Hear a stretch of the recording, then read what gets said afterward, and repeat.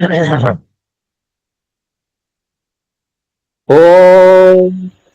सदाशिव समारंभा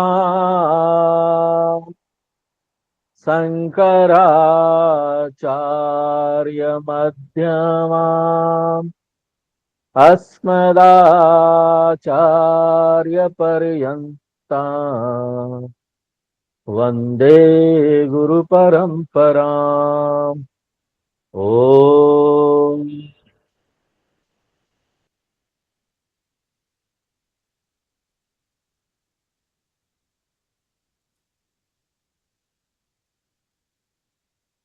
16वें अध्याय में भगवान हमको बता रहे हैं कि एक आध्यात्मिक साधक का जीवन शैली कैसा होना चाहिए,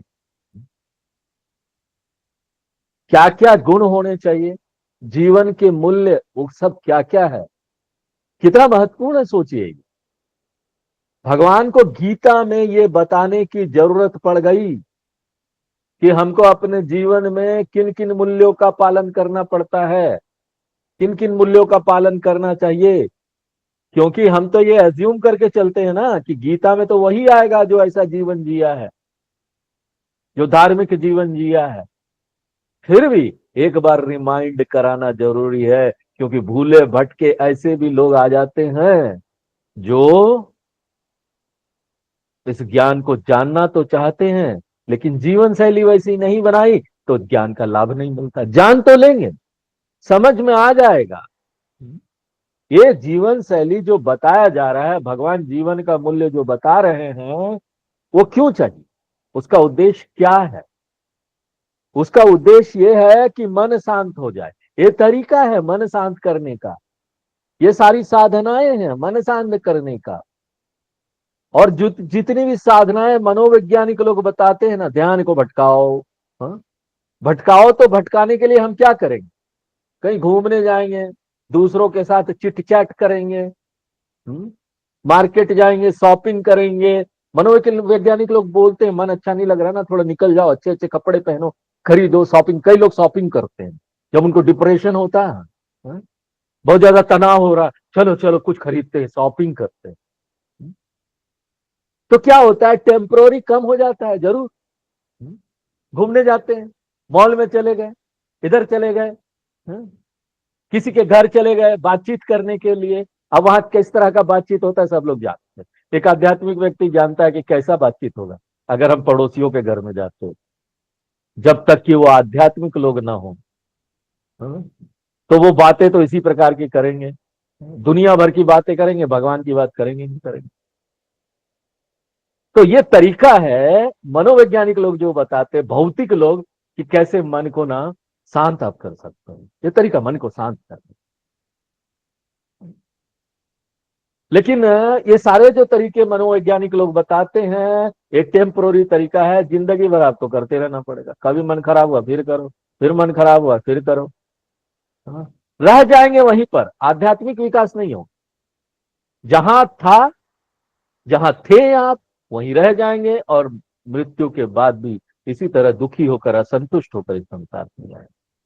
तो इन सब मूल्यों की जरूरत है। पहली बात, मन को शांत करने के लिए मन हमारा डाइवर्ट होता है, साथ साथ अच्छे गुण आते हैं, जिससे समाज में एक अच्छा व्यक्ति बनता है, समाज अच्छा होता है। बहुत सारे इसके फायदे हैं। आप अपना ऊर्जा समाज को अच्छा करने में लगा रहे हैं। अगर आप मॉल जाओगे, शॉपिंग करने जाओगे, और अपने मन को उस हिसाब से मनोवैज्ञानिक जैसा बोलता है वैसा ठीक करने का कोशिश करोगे, तो आप समाज का क्या भला कर रहे हो बताओ। कुछ नहीं। अपना क्या भला कर रहे, कुछ नहीं, ना अपना ना जगत का, दुनिया का भी भला नहीं कर रहे, अपना भी नहीं कर रहे। लेकिन जब हम अपने अंदर सत्य गुण लेके आते हैं, अपने अंदर ये सारी गुण लेके आते हैं जो भगवान बता रहे, दैवी गुण, तो हम दुनिया के लिए एक देवता बन जाते हैं, समाज के लिए एक स्तंभ बन जाते हैं। तो हम समाज का भी भला कर रहे हैं, समाज सेवा है अपनी सेवा, समाज सेवा है। अपनी सेवा, अपने आप को ऐसा हमने तैयार किया, हम समाज की सेवा है। हम अपने परिवार की सेवा कर रहे हैं, क्योंकि अगर हम ऐसा व्यक्ति बन जाएंगे तो परिवार को कितना फायदा होने वाला है। परिवार में सब लोग देवता जैसा व्यक्ति चाहते कि नहीं चाहते हैं?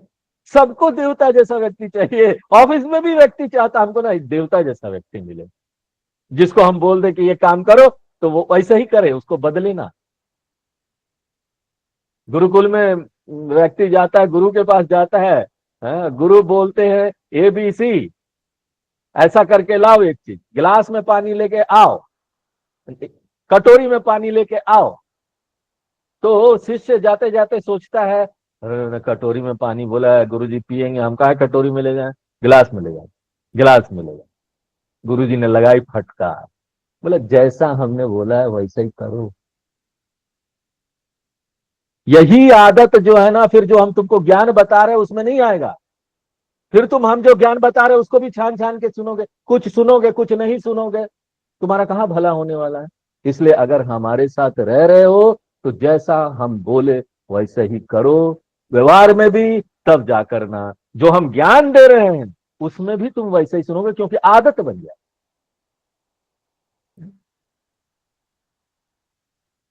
तो इस प्रकार से यहां पर ऑफिस में भी ऐसे लोग होते हैं, उनको बोलते नोट बना के लाओ। हाँ? ऑफिस में अगर वो ऑफिस बैंक उंक है, हाँ? वहां पर ये नोट बना के लाओ, ये कस्टमर आ रहा है उसको लोन के लिए सब बताओ, और इस तरह से बताना, ये पेपर पहले देना। और व्यक्ति करता ही नहीं होता, वो आया था चला गया, अरे चला क्या गया, तुमने उसको बैठाया क्यों नहीं कस्टमर को। हम्म? तो वो व्यक्ति ना अगर देवता नहीं है ना तो काम भी ऐसे ही करे। तो इस तरह से समाज का बहुत भला होता है एक व्यक्ति, इसलिए हमको सोचना चाहिए कि ये समाज सेवा, ऐसा सोच के करे तो ये समाज सेवा है। इन जीवन के मूल्यों को हम बड़े स्ट्रांग तरीके से अपने जीवन में उतार रहे हैं, अपनी धार्मिक शैली ऐसे बना रहे हैं, जीवन शैली, ये समाज की सेवा हम कर रहे हैं, अपनी सेवा नहीं। अपनी सेवा तो हो ही रही है, समाज की भी हो रही है, परिवार की भी। कई लोग जा जाके परिवार की सेवा करना चाहते, उनसे होता नहीं।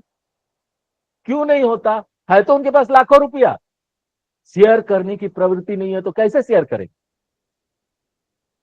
हाँ? इसलिए बिना इन गुणों को लाए किसी की सेवा करने मत जाओ, कभी नहीं हो सकता।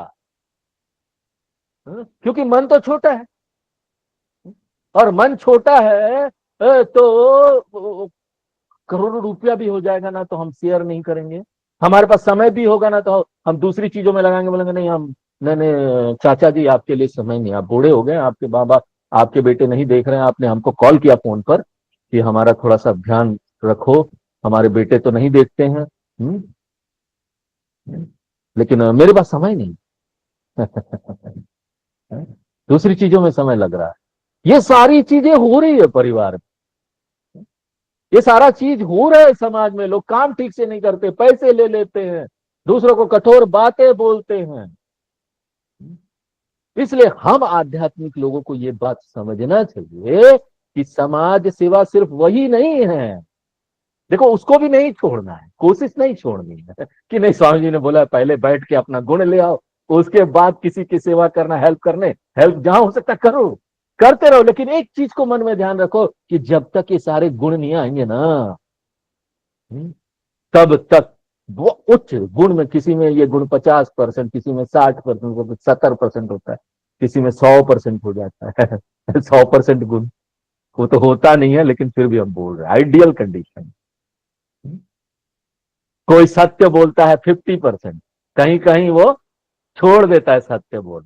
राजा हरिश्चंद्र की तरह कोई तो है नहीं यहाँ। अपना सब लुटा दिए सत्य बोलने के लिए। तो वेद व्यास जी ने पूरा एक पुराण ही लिख दिया इसके ऊपर, हरिश्चंद्र पुराण।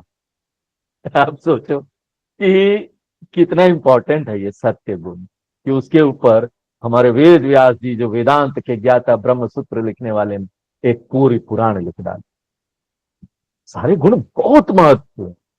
इसलिए ये ना, हम सिर्फ दूसरों की सेवा नहीं करते, और ये जिंदगी भर चलता रहना चाहिए।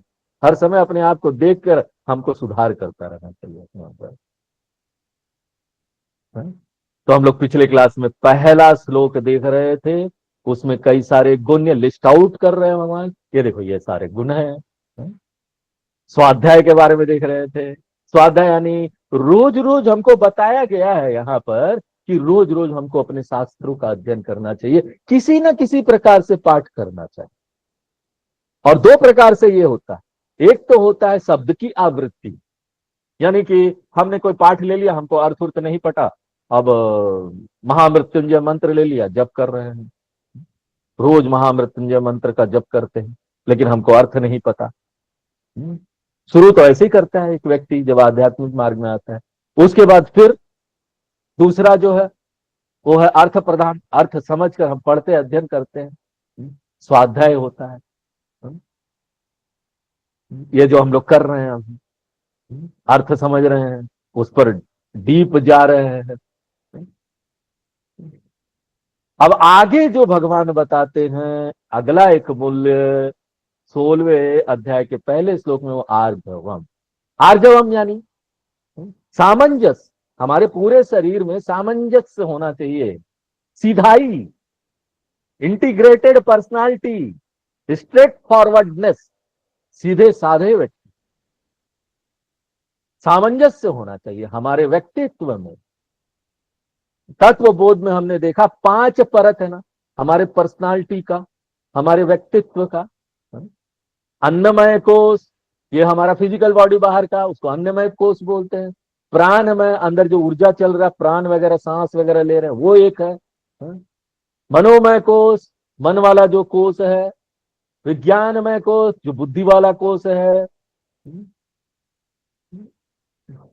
तो ये अलग अलग परत है हमारे शरीर का, ये पर्सनालिटी का। और ये कैसे अभिव्यक्त होता है? विचारों के माध्यम से, मनसा वाणी के माध्यम से, वाचा हमारे कर्म के माध्यम से, कर्मा। ये एक होना चाहिए, एका होना चाहिए, इसमें सामंजस्य होना चाहिए, मेरा पर्सनालिटी एक होना चाहिए, अलग अलग दोहरा चरित्र नहीं होना चाहिए। इसको बोलते आर्जवम। एक लाइन में होना चाहिए सभी पर्सनालिटी मेरा। क्रुकेड पर्सनालिटी, दोहरा चरित्र, वो नहीं होना चाहिए।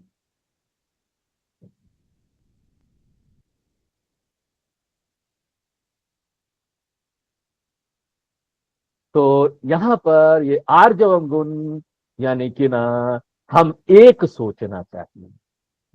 ये नहीं कि ना हम मन से कुछ और सोच रहे हैं, वाणी से कुछ और बोल रहे हैं और कर रहे हैं कुछ और।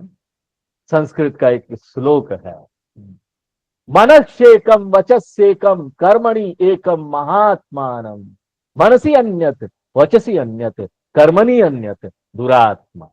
आप समझ सकते हैं महात्मा कौन है? जो मनसा वाचा कर्मा एक सोचता है। दुरात्मा कौन है? जिसका तीनों पर्सनालिटी में कोई एका नहीं है। एक तरह से सोचते हैं, दूसरी तरह से बोलते हैं, तीसरी तरह से कर्म करते हैं। और जब आर्जवम नहीं रहेगा ना हमारे जीवन में, तो क्या होगा पता है? ये हमारे व्यक्तित्व में तनाव लाएगा। तनाव क्यों होता है बताइए? क्योंकि एक परत हमको एक दूसरी दिशा में खींच रहा है, मन कुछ और सोच रहा है। दूसरा परत दूसरी दिशा में खींच रहा है, तीसरा परत तीसरी दिशा में खींच रहा, कर हम कुछ और रहे। तनाव आ जाएगा हमारे शरीर में। इसलिए देखिए, जो लोग अपने काम को पसंद नहीं करते और जबरदस्ती करते हैं, रोज का ऑफिस जाना, बॉस डांटेंगे, सुबह जाते, उनको बहुत तनाव होता है, वो जाना ही नहीं चाहते ऑफिस। देखिए बच्चे भी जब ना ज्यादा रोएंगे, स्कूल नहीं जाना चाहेंगे, साफ बात है स्कूल में डांटा उठा जा रहा है, पर उनको उनका दिमाग उसको स्वीकार नहीं कर पा रहा है। तो तनाव सा आ जाता है, खिंचाव आ जाता है। शुरू में ये आपको पता नहीं चलेगा।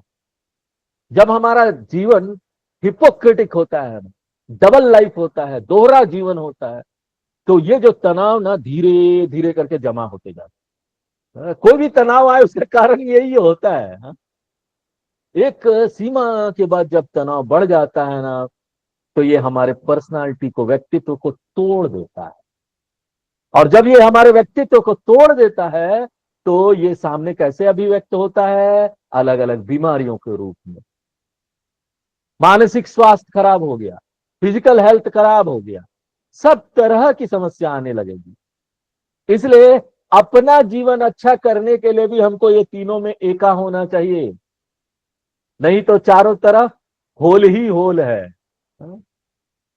अंतर समझ रहे हैं ना? आर्जवम, ये आर्जवम आया 13वें अध्याय से। 13वें अध्याय में भी बताया था हमने इसका डिटेल, इसलिए ज्यादा हमको डिटेल आपको नहीं बताना चाहिए यहाँ पर। अमानित्वम, अदम्भित्वम, अहिंसा, शांति, आर्जवम, वहां पर बताया गया। तो हमको सीधा होना चाहिए। जो सोच रहे हैं वही बोल रहे हैं, वही कर रहे हैं। ऐसा हम अपने आप को बना सकते हैं, इससे तनाव नहीं होगा। कोई ऐसा ही काम है, मान लीजिए धार्मिक काम है, हमको करना है, लेकिन मेरे विचार में लगता है कि वो नहीं करना चाहिए, तो हमको भी अपने विचारों को बदलना चाहिए। विचार को कैसे बदलेंगे? अच्छी अच्छी चीजें लाके उसके बारे में अच्छी अच्छी चीजें सोचिए, कि हम धर्म के रास्ते पर चले, तो वही सोचे। बार बार सोचते रहेंगे, विचार बदलेगा। विचार बदलेगा जैसे, तो वाणी में भी वही आने लगे। वाणी में भी ध्यान रखिए, तीनों चीजों पर ध्यान रखना चाहिए। वाणी में भी जो आप बोल रहे हैं ना, वो उसके अगेंस्ट ना हो। कई लोग सोच लेते आर्जवम मतलब कि जो मन सोच रहा है वही करो। ऐसा नहीं करना है साहब। हाँ? जो मन सोच रहा वही करेंगे तब तो स्वेच्छाचारी जीवन हो जाएगा ना। स्वेच्छा से हम जीवन, अपनी स्वेच्छा जो मन में आ रहा कर रहे हैं, ऐसा जीवन जी रहे हैं नहीं। आप बोलेंगे नहीं नहीं, हमारा मन जो बोलता है ना वो नहीं होता है, तो हमको बड़ा तनाव होता है। हाँ? और कई लोग है बदलने की भी कोशिश नहीं करते।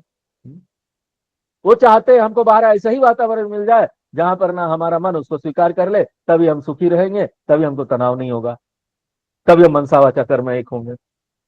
नहीं, मन से नहीं चलना, हमको देखना क्या ठीक है धर्म के अनुसार। ये ठीक है ना, इसको करना है। मन ने बोल रहा मत करो, ठीक है, मन को बदले। मन में ऐसी ऐसी कैसे बदला? हाँ? ज्यादातर समय ऐसी चीजों को दो, ऐसे लोगों के साथ सत्संग, साधु संग, शास्त्र संग। हाँ, इसलिए सत्संग की महिमा है। और धीरे धीरे अपने हर हर बोली पर ध्यान रखो कि क्या बोल रहे हैं। Every word is counted, every word you should be attentive while you are telling all this daily transaction में whatever you are doing। हर चीज में अपना जो बोली आप बोल रहे हो, दूसरों को क्या बोल रहे हो, बहुत ध्यान रखना चाहिए। दूसरा श्लोक पढ़ते हैं।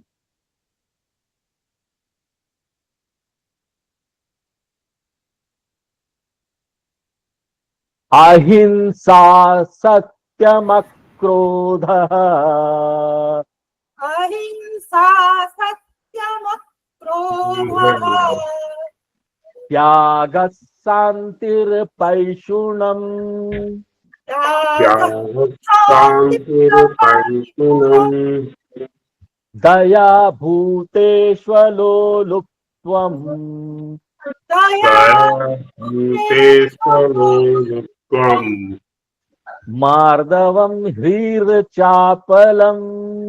माधवम्, माधवम् धीरचापलम्।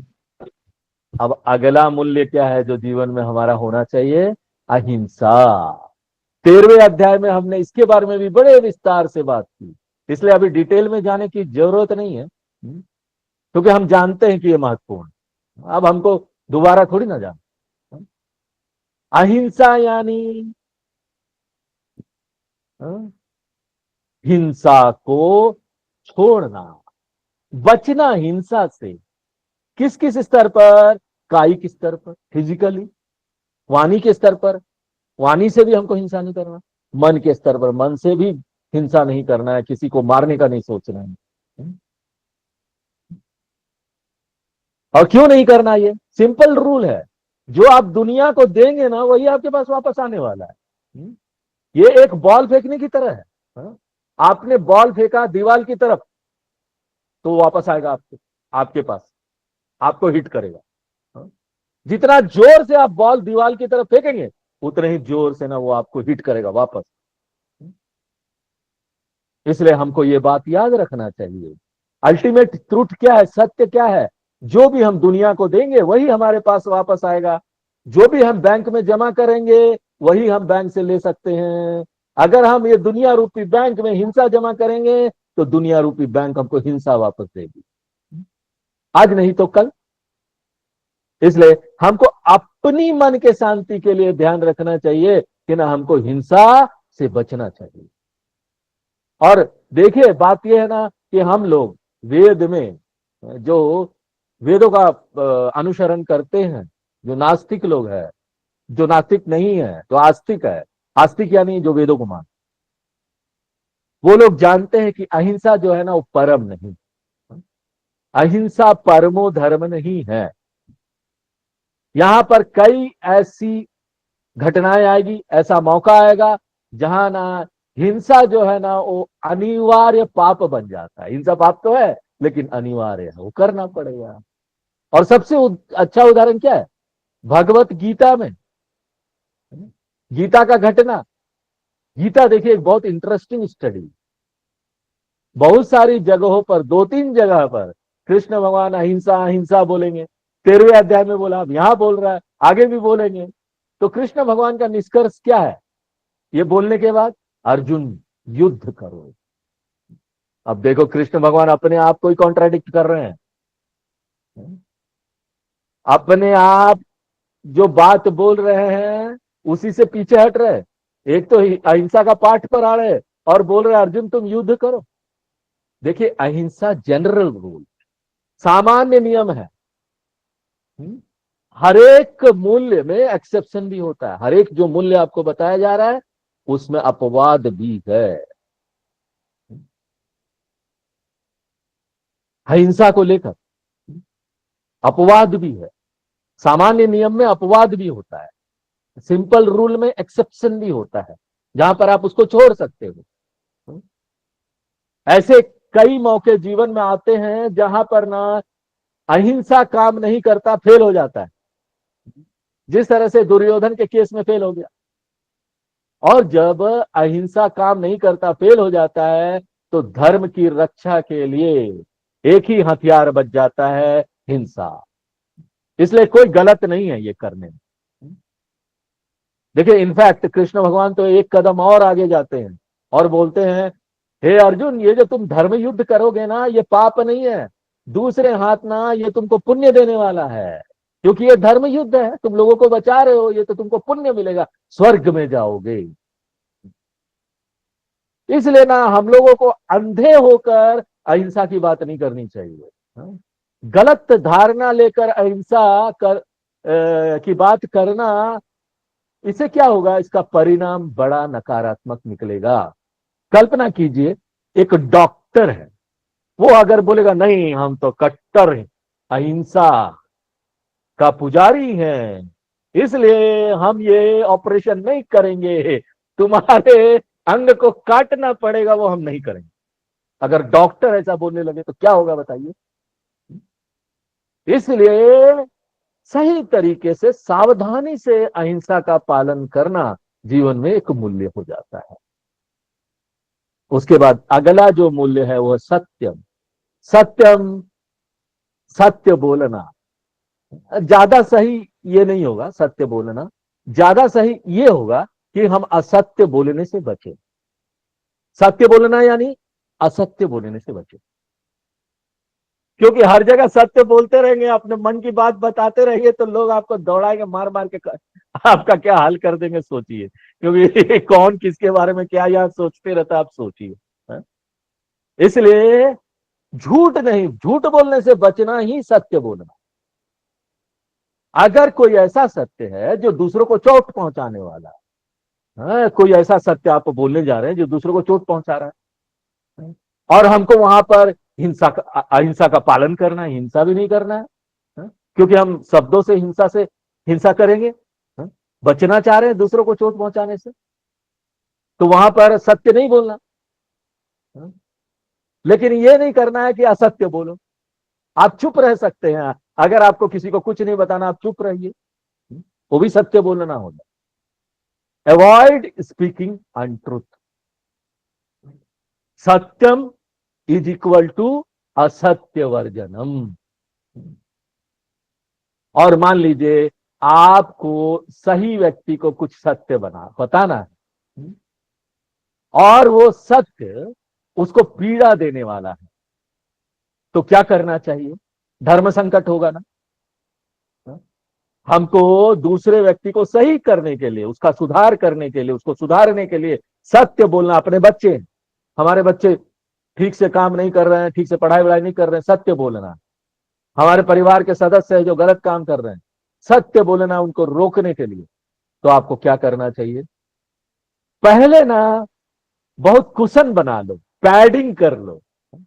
पैडिंग यानी उसको जो दर्द होने वाला है ना, वो दर्द कम हो जाए, वो चोट कम हो, इसका उपाय पहले कर। और तरीका क्या है? पहले ना आप जिसको भी सत्य बताने वाले हो, उसको उसके बारे में अच्छी अच्छी चीजें बताओ। हर एक व्यक्ति में अच्छा चीज होता है, हर एक व्यक्ति अच्छा होता है, सभी व्यक्तियों में अच्छे गुण होते हैं। देखने वाली आंखें चाहिए, उन आंखों से देख लो उसका क्या क्या अच्छा चीज है। मक्खन मत लगाओ, मक्खन लगाने के लिए हम नहीं बोल रहे हैं, सब में अच्छा होता है, आप देखिए तो उसको उसकी जो अच्छाई सब है ना, वो बड़ा खींच खींच कर लंबा करके बताओ, बहुत देर तक बताओ। और जब देखो कि वो तैयार है अपनी गलती सुनने के लिए, तब उस गलती को एक लाइन में बता देना, उस गलती को ज्यादा आगे नहीं बढ़ाना, एक लाइन में बता देना। जब तुम 10 मिनट बता दो उसकी अच्छाई के बारे में, तो 15 सेकंड में उसकी गलती बता देना कि भाई बस यही ठीक कर लो तुम, और फिर चुप हो जाना, ज्यादा मत इसको खींचना। देखना कि वो व्यक्ति इसको स्वीकार कर लेगा, क्योंकि उसका मन बड़ा हो गया, आपने मन बड़ा कर दिया ना, उसके बारे में अच्छी अच्छी बातें बोलकर उसका हृदय बड़ा हो गया। बोले ये जो बोल रहा है अच्छा ही बोल रहा है ना, मेरे बारे में बोल रहा है। उसको वो स्वीकार हो जाएगा, हाँ आप ठीक बोलते भाई, ये तो खराबी है। तो वो सत्य को स्वीकार कर लेगा और अपना सुधार करने का कोशिश करेगा। ये साइकोलॉजी। जब हमारा हमको कोई चारा नहीं होता, किसी को सत्य बोलना ही है, तो इस प्रकार से बोलना है। अरुचिकर सत्य, सत्य कभी रुचिकर तो होता नहीं, अरुचिकर सत्य कड़वा होता है, इसलिए सत्यम। और दूसरा क्या है? अक्रोधा। अक्रोधा का क्या अर्थ होता है? सीखिए कैसे ना ये क्रोध की समस्या को हैंडल करना है। Anger management, anger handling. क्यों? एंगर जो है ना, क्रोध जो है ना, बहुत पावरफुल भावना है, ये दूसरे व्यक्ति को चोट पहुंचा सकता है। एक जो क्रोधित व्यक्ति है, वो चारों तरफ दूसरों को चोट पहुंचाता हुआ घूमता रहता है। छोटी व्यक्ति होता है छोटी व्यक्ति, चोट पहुंचाने वाला क्रोधित व्यक्ति। इसलिए एक व्यक्ति को सीखना चाहिए अनिवार्य रूप से कि कैसे हम अपने क्रोध पर रोक लगाएं। अब वो कैसे कर सकते हैं? बहुत सारे तरीके हैं। एक तरीका है कि समझिए कि ये जो क्रोध है ना, वो एक प्रकार का भावनात्मक पीड़ा है। एक व्यक्ति क्रोधित तभी होता है ना जब उसके मन में पीड़ा बढ़ जाती है, बहुत पीड़ा हो जाता उसकी, एक मानसिक स्थिति होती।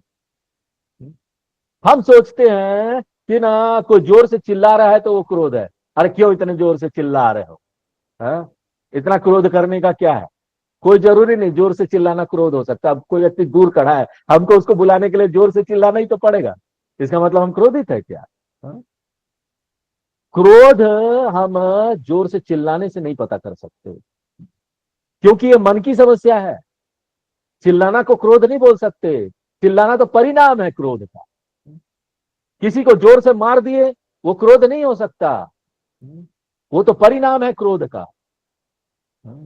क्रोध का शरीर से कोई लेना देना नहीं, क्रोध का वाणी से कुछ लेना देना नहीं, ये प्योरली शुद्ध रूप से मानसिक समस्या है। हम ही को पता होता है हमको क्रोध क्यों आ रहा है, क्या चल रहा है हमारे मन में। बाकी लोग तो हमारा एक्सप्रेशन देखते हैं। इसलिए anger is purely mental condition, जो एक प्रकार का पीड़ा है। It is a form of pain. और ये कैसा पीड़ा है मालूम, जैसे शरीर में दर्द होता है ना, वैसा है मन में दर्द हो रहा है। अगर आप शरीर की जो दर्द होता है, शरीर में शरीर का जो दर्द है उसकी भूमिका को समझ जाए, शरीर के दर्द की भूमिका को अगर आप समझ जाए तो ना मानसिक दर्द जो होता है उसकी भूमिका को भी समझ सकते हैं। क्रोध जो आता है, आप देखिए शरीर में जब पीड़ा होता है तो ऊपर से कैसा लगता है, क्या दर्द हो रहा है, कैसा अभिशाप है, भगवान ने मुझे इतना दुख दिया। हाँ? एक अभिशाप की तरह रखता है, क्योंकि कोई नहीं चाहता कि उसके शरीर में दर्द हो। हाँ? ये सबसे ज्यादा अवांछनीय चीज है। हे दर्द तुम मत आओ, कोई नहीं चाहता। लेकिन अगर आप इसी दर्द को एक अलग दृष्टि से देखें, मेडिकल एंगल से देखिए, वो बोलते हैं मेडिकल वाले लोग कि pain is a great blessing. शरीर में जो दर्द होता है वो महान आशीर्वाद है। भगवान ने ये रखा है हमारे अंदर, ये सिस्टम बनाया है, इसलिए नहीं कि वो हमको चोट पहुंचाए। भगवान का उद्देश्य बहुत महान है, और वो क्या है, पेन एक सिग्नल है। वो सिग्नल हमको रिपोर्ट करती है कि कहां गलत हो रहा है, कहां गड़बड़ चल रहा है, हमारे सिस्टम में गड़बड़ कहां हो रहा है। वो पेन ये संकेत देती है, वो पीड़ा वो संकेत देती है कि हमारा शरीर कहां ठीक से काम नहीं कर रहा है। तो वो एक रेड लाइट है, जब कहीं दर्द शुरू होना रेड लाइट जलने लगना चाहिए। तुरंत डॉक्टर के पास हम चले जाते हैं ना, दर्द हो रहा है, गड़बड़ कुछ है, चलो डॉक्टर के पास चलो। और सब खराब होने के बाद जाओगे तो डॉक्टर भी क्या कर लेगा। तो ये एक सिग्नल है। भगवान हमको बताना चाहते हैं उस जगह पर चेक कर लो, कोई पेन है, सिग्नल हो रहा है, रेड लाइट, कुछ गलत गड़बड़ है, टेक केयर। और कैसे टेक केयर करना चाहिए, ये नहीं कि तुरंत जाकर कोई टैबलेट खा लिया। हाँ? जब कोई पेन होता है, दर्द होता है, तो हम तुरंत कोई टैबलेट नहीं खाते, हम तो खोजते हैं कि क्यों गलत हो रहा है, ढूंढते हैं ना, टेस्ट वगैरह कराते हैं। ये जो दर्द हो रहा है बाहर की भी कोई समस्या से हो सकता है, भीतरी भी हो सकता है, ये डायग्नोज करना पड़ता है। क्योंकि देखिए अगर हमारा सिर में दर्द हो रहा है ना, हेडेक हो रहा है, ऐसा समझिए हेडेक हो रहा है। अब क्या बताएं, हेडेक का तो कितना सारा, हेडेक तो कितने सारे बीमारियों का लक्षण है, 2000 वैरायटी ऑफ बीमारियां होगी जिसका लक्षण हेडेक, उससे भी ज्यादा हो सकता है। और अगर गूगल में आप डालेंगे हेडेक और आप सर्च करने का कोशिश करेंगे कि मेरी ये बीमारी हेडेक क्यों हो रहा है, तो शाम तक आप जिंदा नहीं रहेंगे, क्योंकि शाम तक वो आपको बता देगा कि आपको कैंसर हो गया है। इसलिए बीमारी का खोज कभी गूगल से नहीं करना चाहिए, थोड़ा सा आप देख लो, ज्यादा से ज्यादा मत भीतर जाओ। आजकल तो detail artificial intelligence detail analysis करता है। नहीं, जिस डॉक्टर पर आपको विश्वास हो उस डॉक्टर पर विश्वास करके उसकी बात सुन लो, नहीं तो ओ इतना डरा देगा गूगल, शाम तक तो मर ही जाएंगे, अब तो हम मरने वाले हैं, दूसरे दिन जिंदा नहीं रहेंगे। क्यों, गूगल बोल रहा है मुझे कैंसर हो गया, हेडेक है। तो हेडेक के लिए तो ये कितने सारी बीमारियों का सिम्टम्स है। ये इस कारण से भी हो सकता है कि ना हमारा चश्मा ठीक नहीं है, आंखें ठीक नहीं है, इसलिए हो सकता है हेडेक हो रहा हो, या फिर दांत में कोई दर्द है, हो सकता है हेडेक हो रहा हो, हाँ? या फिर पेट में कोई समस्या है, इस तरह इसलिए हेडेक हो रहा हो। या फिर हो सकता है कि पति पत्नी में कोई एक कारण है, तो बच्चे कारण हो हेडेक का, तो हमको प्रॉपर दवाई लेनी चाहिए, नहीं तो उल्टा पड़ जाएगा। पता चला हमने कोई कोई दवाई ले ली, उसके बाद ना पेट दर्द शुरू हो गया, हेडेक के साथ पेट दर्द। तो अगर हम इसको सिग्नल के रूप में समझे, मानसिक समस्या का सिग्नल है, अगर क्रोध आ रहा है तो जैसी प्रतिक्रिया होती है वैसे ही करें हम, ऐसा नहीं होना चाहिए। हमको उस सिग्नल को समझना चाहिए, हमको माइंड बोल रही है कहीं ना कहीं कोई गलत है, समथिंग इज रॉन्ग, किसी का बिहेवियर गलत है, बाहर की स्थिति परिस्थिति गलत है, और हमको ढूंढना चाहिए कि क्या गलत है, और हमको ना प्रयत्न करना चाहिए कि ना हम इसको कैसे मैनेज कर सके कि हमको क्रोध ना आए। Management of anger is understanding anger as a internal signal.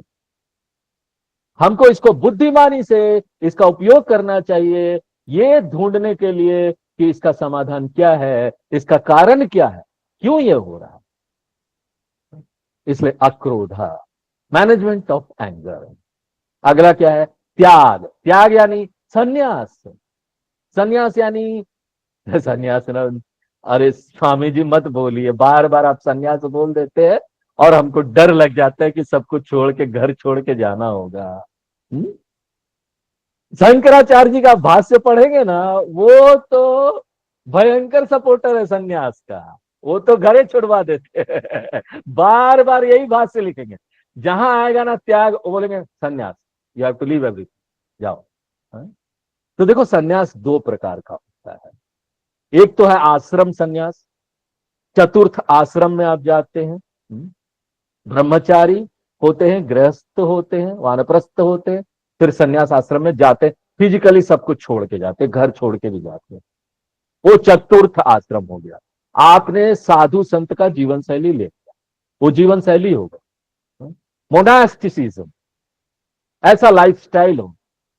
तो त्याग का एक अर्थ तो ये, दूसरा अर्थ है त्याग का, वो क्या है? ये बाहर से संन्यास लेना नहीं है, आंतरिक संन्यास लो, आंतरिक वैराग्य। अनासक्त हो गए, सभी चीजों से अनासक्त हो गए। अनासक्त होना यानी क्या?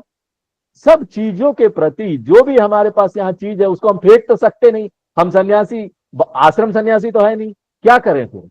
कैसे फिर त्याग को अपने जीवन में लाए? स्वामी जी, जो सन्यासी होते हैं उनके लिए तो आसान है, वो बाहर से छोड़ दिए हैं तो त्याग आ रहा है उनके जीवन में, लेकिन हम छोड़ नहीं पाए हैं, तो हम क्या करें? तो हमारी भावना एक तरह की होनी चाहिए, एक राइट एटीट्यूड।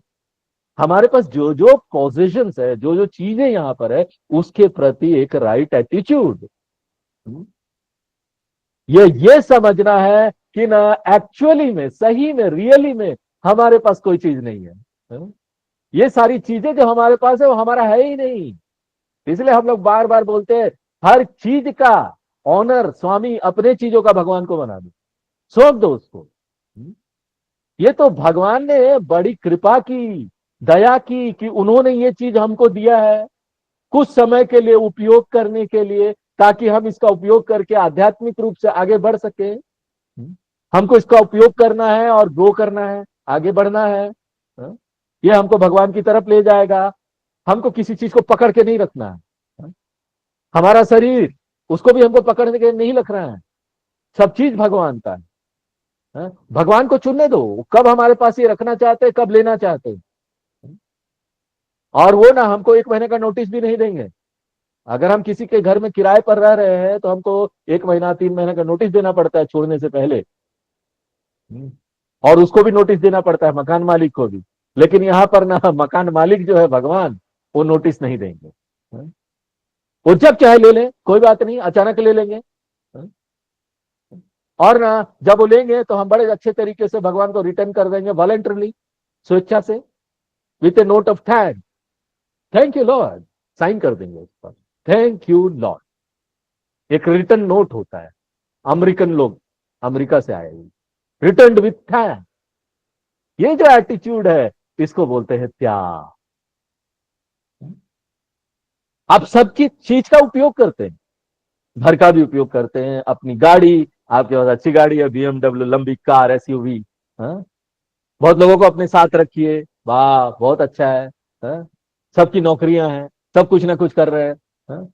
लेकिन याद रखिए कि भगवान कभी भी ये सारी चीजें ले सकते हैं।